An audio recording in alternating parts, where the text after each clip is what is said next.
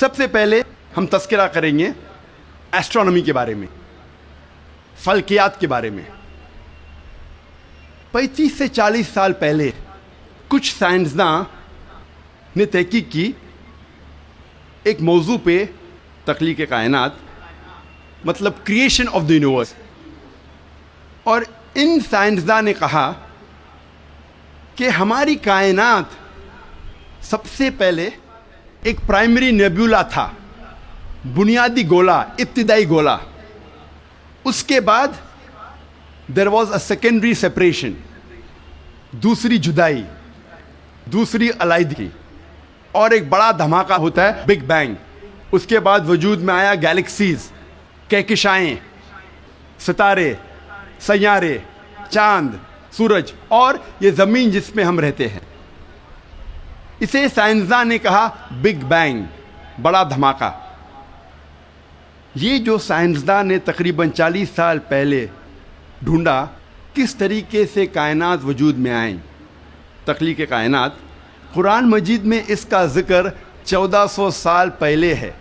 اور میں نے اس تقریر کے شروع میں ایک آیت کی تلاوت کی، سورہ انبیاء کی، سورہ نمبر 21، آیت نمبر 30، جہاں اللہ سبحانہ تعالیٰ فرماتے اولم یر الذین کفروا، کیا انکار کرنے والے یہ نہیں جانتے ان السماوات والارض کانتا رتقا ففتقناہما، کہ زمین اور آسمان ایک تھے، جڑے ہوئے تھے، اور ہم نے انہیں جدا کیا۔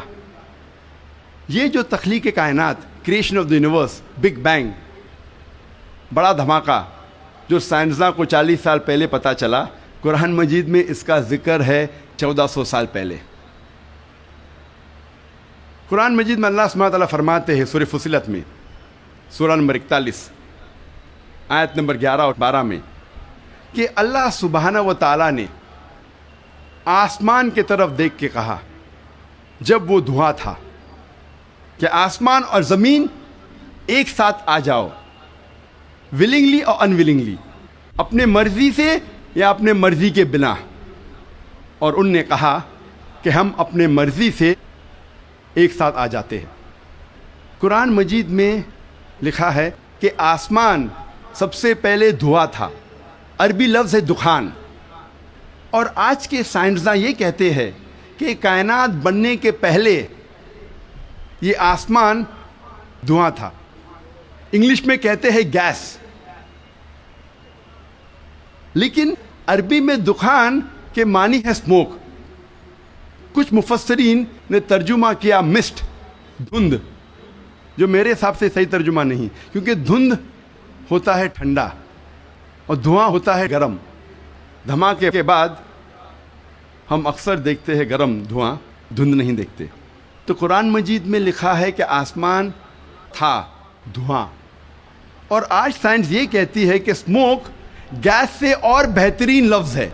جو قرآن مجید میں دخان لکھا ہے وہ گیس سے اور بہترین ہے، اور scientifically smoke is a better word than gas. آپ سوچ سکتے قرآن مجید میں اس کا ذکر ہے 1400 سال پہلے۔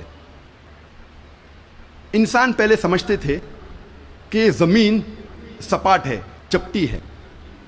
سب سے پہلی بار اگر کوئی انسان نے یہ ثابت کیا کہ دنیا بیضوی ہے، وہ ایسا Francis Drake sun 1577 1577 when he sailed around the earth، جب سمندر پہ سفر کیے دنیا کے گول، سر فرانسس ڈریک نے ثابت کیا کہ دنیا بیضوی ہے۔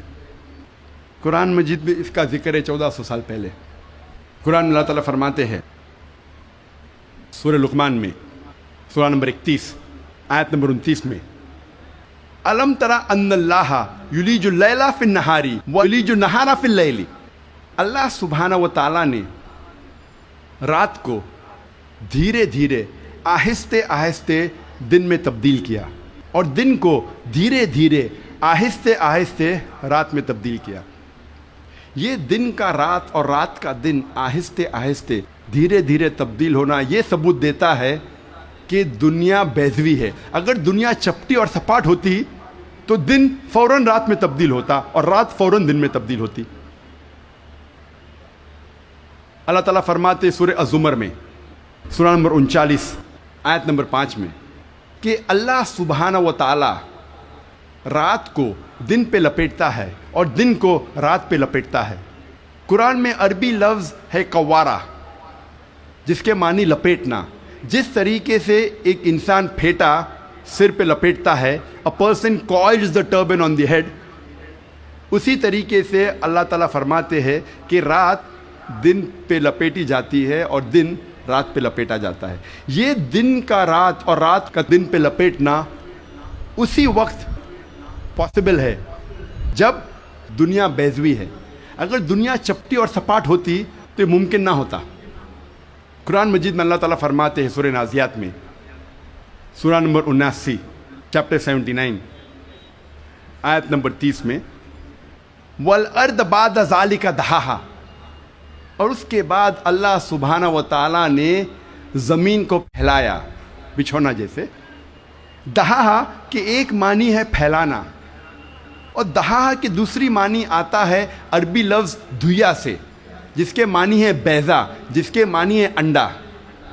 اور ہم جانتے ہیں کہ دنیا گول ہے، بیضوی ہے، اور ہم یہ بھی جانتے ہیں آج کہ دنیا پوری طریقے سے گول نہیں ہے، وہ اوپر اور نیچے سے from the poles it is flattened, اوپر اور نیچے سے چپٹی ہے، جسے ہم کہتے ہیں انگریزی میں جیو اسفیئریکل ان شیپ، عرضی بیضوی۔ اور یہ لفظ جو دہا ہے وہ عام انڈے کے لیے نہیں ہے، عام بیضے کے لیے نہیں، خصوصاً شتر مرغ کے انڈے کے لیے، شتر مرغ کے بیضے کے لیے۔ اور جب ہم دیکھتے ہیں شتر مرغ کا بیضہ انڈا اس جیو اسفیئریکل ان شیپ، عرضی بیضوی کے شکل میں ہے۔ آپ سوچ سکتے ہیں 1400 سال پہلے اس کتاب میں لکھا ہے کہ یہ زمین، یہ دھرتی اس جیو اسفیئریکل ان شیپ، عرضی بیضوی شکل میں ہے۔ پہلے انسان یہ سوچتے تھے یہ چاندنی جو ہے، چاند کی روشنی، یہ اس کی خود کی روشنی ہے۔ چند صدی پہلے ہمیں پتہ چلا کہ چاند کی روشنی، چاندنی اس کی خود کی روشنی نہیں ہے، یہ سورج کی لی ہوئی روشنی ہے، سورج کی منعکس شدہ ریفلیکٹڈ لائٹ ہے، بوروڈ لائٹ ہے۔ قرآن مجید میں اللہ سبحانہ تعالیٰ فرماتے ہیں سورہ فرقان میں، سورہ نمبر 25 آیت نمبر 61 میں، اللہ سبحانہ و تعالیٰ نے آسمان میں برج رکھے، تاروں کے جھنڈ، اور اس میں رکھا سورج جس کے پاس خود کی روشنی ہے، سلگتا ہوا چراغ، اور رکھا چاند جس کی لی ہوئی روشنی ہے۔ قرآن میں سورج عربی میں کہا گیا ہے شمس، اور اس کی روشنی کو کہا گیا ہے سراج، وہاج اور دیا، جس کے معنی ہے سلگتا ہوا چراغ یا مشال یا دیا۔ تینوں کے معنی ہیں کہ سورج کی روشنی خود کی ہے، اور چاند کو کہا گیا ہے قرآن مجید میں قمر، اور چاندنی کو کہا گیا ہے منیر یا نور۔ منیر مینز بوروڈ لائٹ، لی ہوئی روشنی، یا نور میننگ ریفلیکٹڈ لائٹ، منعکس شدہ روشنی، ریفلیکٹڈ لائٹ۔ آپ سوچ سکتے قرآن مجید 1400 سال پہلے کہتا ہے کہ یہ چاندنی خود کی روشنی نہیں ہے، چاند کی لی ہوئی روشنی ہے۔ اور اس کا ذکر سورہ فرقان سورہ نمبر 25 آیت نمبر 61 کے علاوہ سورہ یونس میں سورہ نمبر 10 آیت نمبر 5 میں، اور سورہ نوح میں سورہ نمبر 71 آیت نمبر 15 اور 16 میں۔ پہلے سائنسداں یہ سمجھتے تھے کہ زمین کائنات کا مرکز ہے، اور باقی سیارے، چاند اور سورج زمین کے گول گھوم رہے ہیں، چکر لگا رہے ہیں۔ اسے کہتے تھے تھیوری آف جیو سینٹرزم، زمین کو مرکز سمجھنے کا نظریہ۔ اور یہ لوگ 2 صدی سے، ٹولمی کے وقت سے مانتے تھے، 16ویں صدی تک، جب تک کوپرنیکس نے کہا کہ زمین کے گول چاند اور سیارے نہیں چکر لگا رہے ہیں، لیکن سورج کے گول زمین، چاند اور باقی سیارے چکر لگا رہے ہیں، گھوم رہے ہیں۔ اسے کہتے تھے ہیلیو سینٹرک تھیوری، مطلب سورج کا مرکز ہونے کا نظریہ۔ اور سن 1609 میں ایک جرمن سائنٹسٹ جس کا نام تھا یوہنس کیپلر، اس نے لکھا اپنی کتاب میں ایسٹرونوما نووا کہ صرف سیارے اور چاند سورج کے گول گھوم نہیں رہے ہیں، لیکن زمین، چاند اور سیارے، پلانٹس، سورج کے گول گھومنے کے علاوہ اپنے محور پہ گردش کر رہے ہیں۔ They are rotating about their own axis۔ اور جب میں اسکول میں تھا، میں سن 1981 میں 10ویں میں تھا، جغرافی میں نے پڑھا تھا کہ زمین، چاند اور سیارے، پلانٹس، وہ چکر لگا رہے ہیں، they are revolving and rotating, اور اپنے محور پہ گردش کر رہے ہیں، لیکن سورج اپنے محور پہ گردش نہیں کر رہا ہے۔ لیکن میں نے جب قرآن کی ایک آیت پڑھی، سورہ انبیاء، سورہ نمبر 21 آیت نمبر 33 میں اللہ سبحانہ وتعالیٰ فرماتے ہیں هو الذی خلق اللیل والنہار، اللہ سبحانہ و تعالیٰ نے رات اور دن بنایا، والشمس والقمر، سورج اور چاند، کل فی فلک یسبحون، وہ گھوم رہے ہیں اور اپنے محور پہ گردش کر رہے ہیں۔ قرآن کا لفظ یہاں ہے یسبحون۔ قرآن یہ کہتا ہے کہ sun and the moon are revolving, چکر لگا رہے ہیں، گھوم رہے۔ اس کے علاوہ یسبحون، یہ عربی لفظ یسبحون آتا ہے لفظ صباح سے، اور صباح ایک عربی لفظ ہے جو چلتے ہوئے جسم کے موومنٹ کو ڈسکرائب کرتا ہے۔ مثال کے طور پہ اگر میں کہوں گا کہ کوئی انسان پانی میں سباہ کر رہا ہے، اس کے یہ معنی نہیں کہ وہ پانی کے اوپر فلوٹ کر رہا ہے، اس کے معنی ہے کہ وہ پانی میں تیر رہا ہے۔ اگر میں کہوں گا کوئی سباہ کر رہا ہے زمین پہ، اس کا مطلب نہیں کہ وہ آدمی زمین پہ رول کر رہا ہے، اس کا مطلب ہے کہ وہ انسان زمین پہ چل رہا ہے یا دوڑ رہا ہے۔ اسی طریقے سے جب اللہ سبحانہ تعالیٰ یہ لفظ کا استعمال کرتے ہیں کوئی فلکی جسم کے لیے، فار اے سیلیسٹل باڈی، اس کے معنی نہیں کہ وہ فلائی ہو رہا ہے یا فلوٹ ہو رہا ہے، اس کے معنی ہے it is rotating about its own axis, وہ اپنے محور پہ گردش کر رہا ہے۔ آج سائنس ترقی کرنے کے بعد سائنس یہ کہتی ہے کہ آپ سورج کا عکس ٹیبل کے اوپر دیکھ سکتے ایک آلے کے ذریعے، اور پتہ لگتا ہے کہ سورج میں بلیک سپاٹس ہے، اور یہ بلیک سپاٹس تقریباً 25 دن لیتے ہیں گردش کرنے کے لیے۔ اس سے یہ ثابت ہوتا ہے کہ سورج تقریباً 25 دن لیتا ہے ایک گردش کرنے کے لیے۔ تو آج سائنس یہ تسلیم کرتی ہے کہ سورج بھی اپنے محور پہ گردش کر رہا ہے۔ جو میں نے اسکول میں تقریباً 28 سال پہلے پڑھا تھا کہ سورج واز اسٹیشنری، سورج گردش نہیں کر رہا ہے، تو 28 سال پہلے میں نے اسکول میں پڑھا، آج سائنس اسے تسلیم کرتی ہے، اور قرآن مجید میں اس کا ذکر ہے 1400 سال پہلے، اور آج اکثر اسکول کے سائنس کی کتاب میں اس کو انکارپوریٹ کیا جا چکا ہے۔ یہ نئی چیز داخل ہو چکی ہے سائنس کی کتابوں میں کہ سورج اپنے محور پہ گردش کر رہا ہے۔